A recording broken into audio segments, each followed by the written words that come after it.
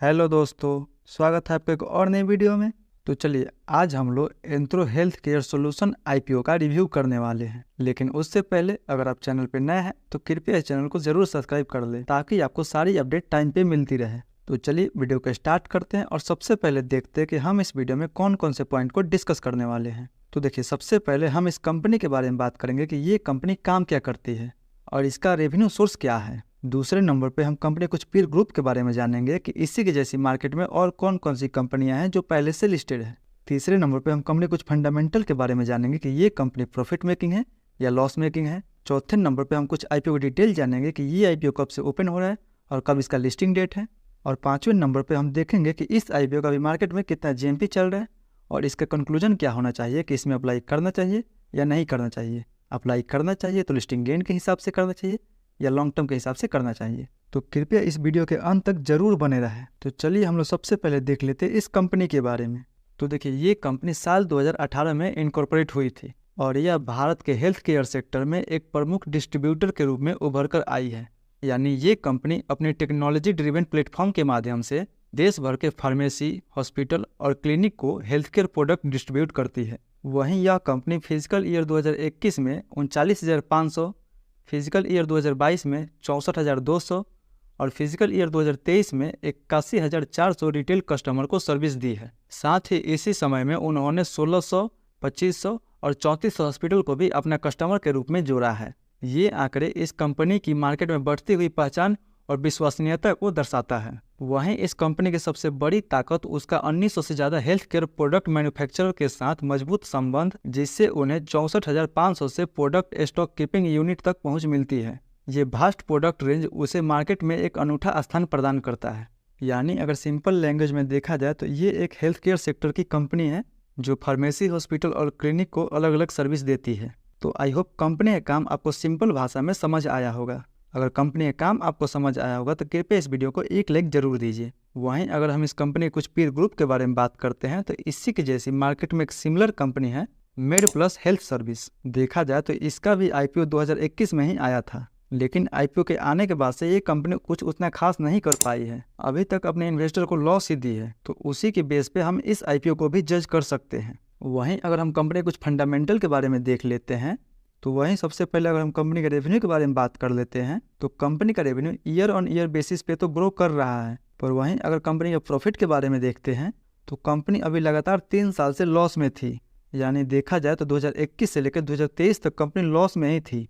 वहीं अभी financial year 24 में Q2 तक कंपनी अभी 12 करोड़ तक का प्रॉफिट जनरेट की है। हालांकि ये भी फिक्स नहीं है कि अभी फाइनेंशियल ईयर 24 में ओवरऑल कंपनी प्रॉफिट में रहेगी या लॉस में रहेगी। यानी देखा जाए तो ऐसे हम समझ सकते हैं कि कंपनी अभी तक तो लॉस में ही बनी हुई है। वहीं अगर कंपनी का रिजर्व एंड सरप्लस के बारे में देखा जाए तो कंपनी के पास कोई रिजर्व एंड सरप्लस मौजूद नहीं है। लेकिन कंपनी का उधारी देखा जाए तो कंपनी का उधारी साल दर साल बढ़ते चला आ रहा है।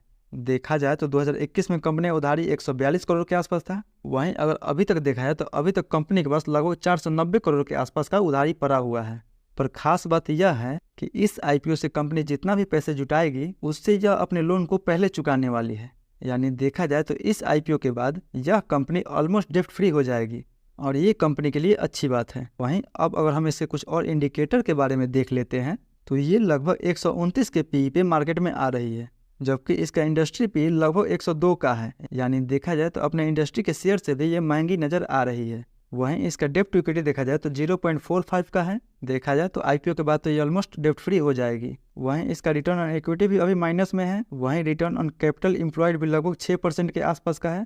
अर्निंग पर शेयर कंपनी का 9 रुपये के आसपास है और रिटर्न ऑन नेटवर्थ भी कंपनी का अभी माइनस में ही चल रहा है। यानी ओवरऑल देखा जाए तो कंपनी अभी माइनस में ही चल रही है।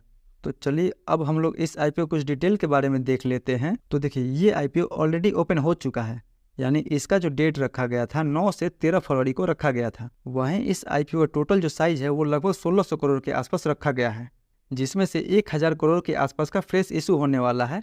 ये कंपनी के लिए अच्छी बात है कि ज़्यादा से ज़्यादा पैसा कंपनी के पास जाने वाला है। वहीं ऑफर फॉर सेल के तहत 600 करोड़ के आसपास कंपनी के प्रमोटर अपना हिस्सेदारी सेल करने वाले हैं। वहीं मिनिमम 1 लॉट इसमें हम अप्लाई कर सकते हैं। 1 लॉट में हमें 11 शेयर मिलेंगे, जिसके लिए हमें 13,883 रुपया इन्वेस्ट करना होगा। वहीं अगर रिटेल के कोटा के बारे में बात करें तो रिटेल को इसमें 10% का कोटा दिया गया है। वहीं इसका अलॉटमेंट हमें लिंक्डइन टाइम की वेबसाइट पे 14 फरवरी को देखने को मिल जाएगा और इसका जो लिस्टिंग डेट है वो 16 फरवरी को रखा गया है। तो चलिए अब हम लोग बात कर लेते हैं ग्रे मार्केट में इस आईपीओ का क्या डिमांड चल रहा है। तो देखिए ग्रे मार्केट में कंपनी का उतना तो डिमांड नहीं चल रहा है, देखा जाए तो फ्लैट या 5% का इसका मार्केट में अभी डिमांड चल रहा है।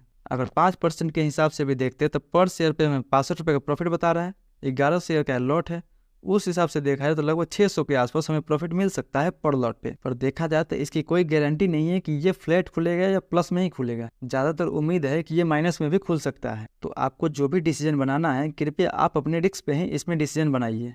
तो चलिए अब हम लोग बात कर लेते हैं कि इसका कंक्लूजन क्या रहना चाहिए, इसमें अप्लाई करना चाहिए या नहीं करना चाहिए। तो सबसे पहले हम लोग बात कर लेते हैं कि क्या लिस्टिंग गेन के लिए इसमें अप्लाई करना चाहिए या नहीं करना चाहिए। तो देखिए इतना कम जीएमपी पे तो इसमें हमें सोचना भी नहीं चाहिए लिस्टिंग गेन के लिए अप्लाई करने के लिए, क्योंकि जीएमपी एक अंदाजन प्राइस होता है, ना कि वो एक फिक्स प्राइस होता है। तो हमें अंदाजन प्राइस पे उतना विश्वास नहीं करना चाहिए।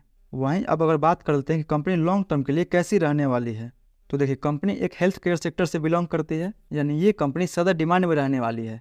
लेकिन इसका मतलब ये नहीं है कि हम अपना पैसा कहीं भी लगा दें। मार्केट में इससे भी अच्छी अच्छी कंपनी पड़ी हुई है, आप लोग अपना पैसा वहाँ पे लगा सकते हैं। लेकिन अगर फिर भी इसमें आपको लॉन्ग टर्म के लिए जाना है तो आप बिल्कुल इसमें लॉन्ग टर्म के लिए जा सकते हैं। लेकिन अगर लॉन्ग टर्म के लिए भी जाना है तो आप इसमें लंबे व्यू के साथ जाए, कम से कम 4 या 5 साल के लिए। तो ये तो था मेरा पूरा व्यू इस आईपीओ को लेके। आपका क्या व्यू है इस आईपीओ को लेके वो हमें कमेंट सेक्शन में जरूर बताएं। तो आई होप आपको ये वीडियो अच्छी लगी होगी। वीडियो अच्छी लगी हो तो वीडियो को लाइक कीजिए, अपने दोस्तों से शेयर कीजिए और जो भी आपका सवाल है वो हमें कमेंट बॉक्स में जरूर बताएं। मिलते हैं अगले वीडियो में, तब तक के लिए धन्यवाद।